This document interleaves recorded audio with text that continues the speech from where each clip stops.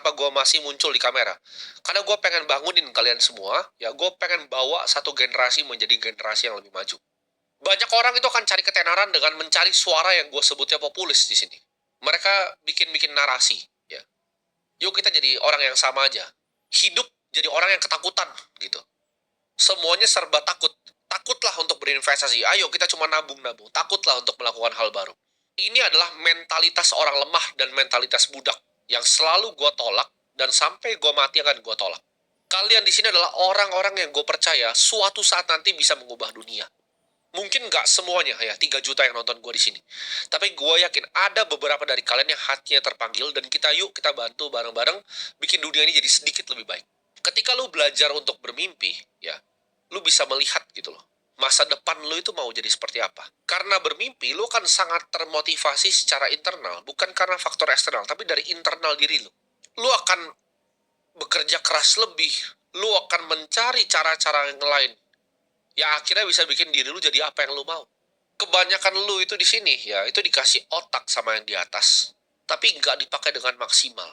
Lu malas-malasan dengan otak lu percaya bahwa lu adalah orang yang sama dengan orang lain, lu percaya bahwa hidup realistis adalah hidup yang benar, lu lupa akhirnya kemampuan pikiran kita sendiri untuk visualisasi, untuk bermimpi. Ya.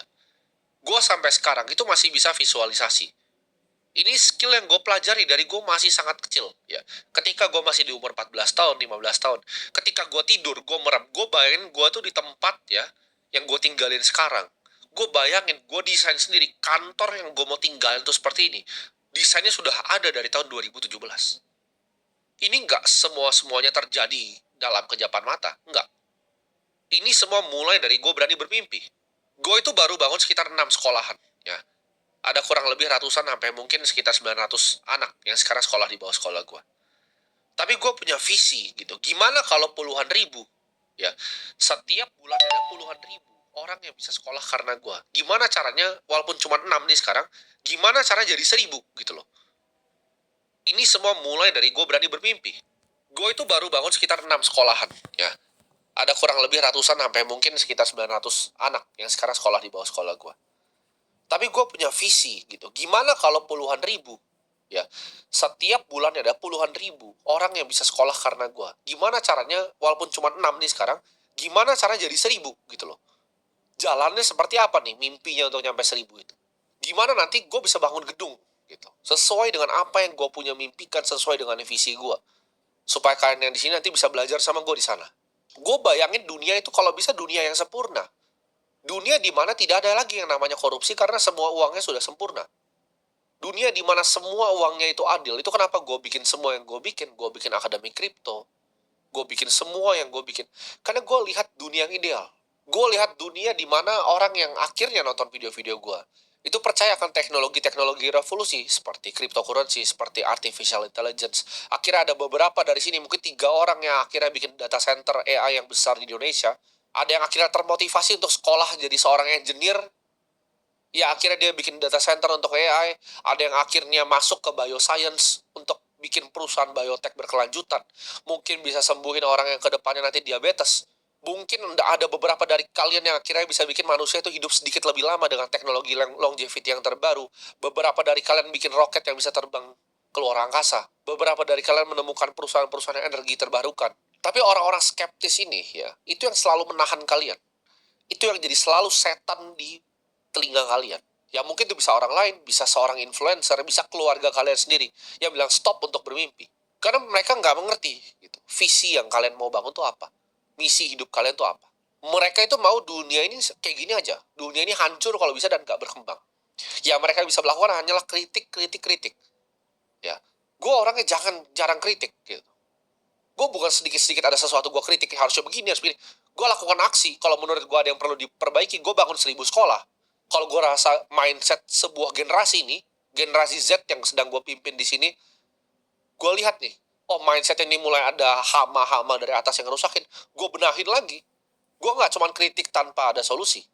Dunia ini tuh butuh pemimpi gila kayak Steve Jobs yang akhirnya bikin komputer dalam bentuk handphone. Seperti Mark Zuckerberg yang mau transisin dari handphonenya nanti ke kacamata. Seperti Elon Musk yang bikin perusahaan-perusahaan terobosan. Yang berani bermimpi gitu. Dia berani dari semua uang PayPal, dia berani mulai dari nol.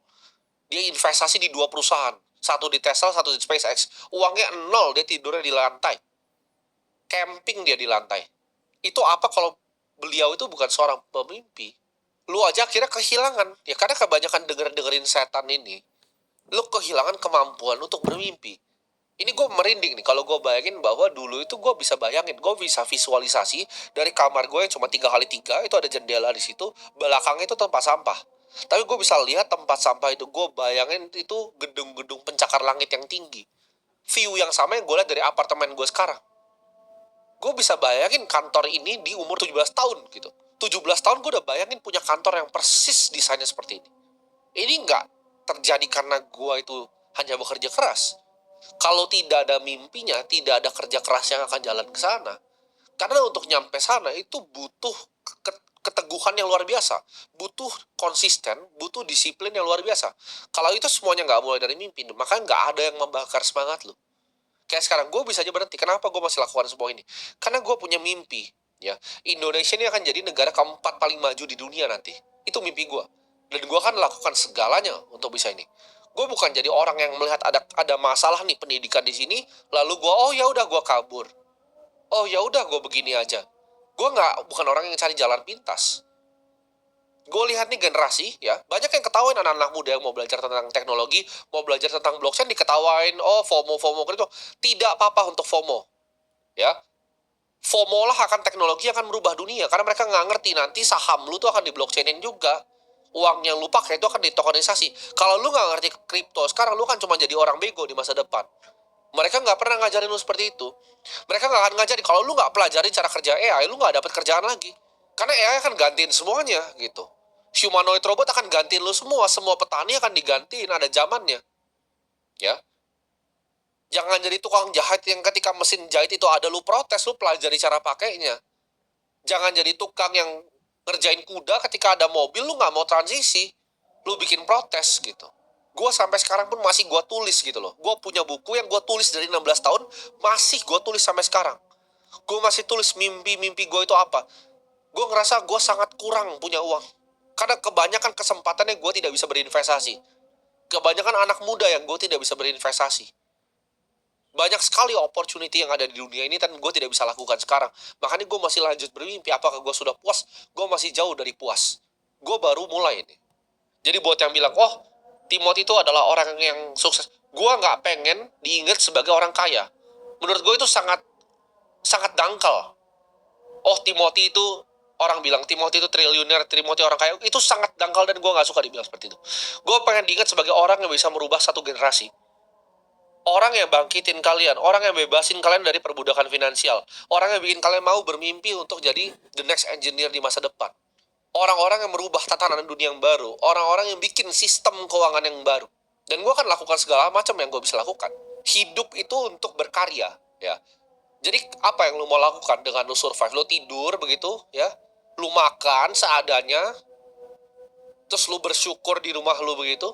Kalau semua orang itu kayak lu, dunia ini hancur. Tidak ada revolusi teknologi, tidak ada hal baru yang ditemukan di dunia ini. Kalau nggak ada orang seperti gue dan orang-orang yang tergerak di sini. Jadi buat lu yang nggak suka ngapa-ngapain, at least jangan sebarin sampah lu itu ke orang lain. Kalau lu tanya orang-orang yang berhasil jadi champion, ketika dia bermimpi di awal, dia sudah tahu dia akan jadi seseorang yang hebat. Kobe Bryant sudah tahu dia akan jadi pemain basket yang hebat. Tom Brady sudah tahu dia akan jadi pemain NFL yang hebat. Dia ketika draft pick itu di paling belakang itu dia. NFL punya draft, Tom Brady itu bahkan nggak dipandang. Ketika dia akhirnya dimasukin, dia ngomong ke manajernya. Tom Brady ngomong seperti ini ke manajernya. Lu nggak salah pilih, gue akan jadi champion suatu saat nanti. Semua orang ketawain dia. Dan lihat sekarang Tom Brady jadi orang seperti apa. Gue pun sama. Dari awal gue mulai, gue udah tahu gitu loh, mimpi gue apa. Mungkin kalian ketawa di sini gue bangun 1000 sekolah. Mungkin kalian masih ada yang ketawa. Gue bilang gue mau merevolusi dunia keuangan di negara ini. Dan gue udah bikin fondasinya dari sekarang. Ini gue kasih tahu ke kalian ya, kekuasaan yang asli itu bukan datang ke mereka yang dilahirin anak orang kaya. Itu bukan dilahirin ke mereka yang dilahirin paling punya kuasa dari kecil. Itu bukan dikasih ke orang yang paling pinter, bukan dikasih ke orang yang paling kuat, bukan dikasih ke orang yang paling cepat. Kekuasaan sejati itu datang ke mereka yang willing untuk melakukan apapun. Whatever it takes. Dan gue adalah orang yang seperti itu. Ya,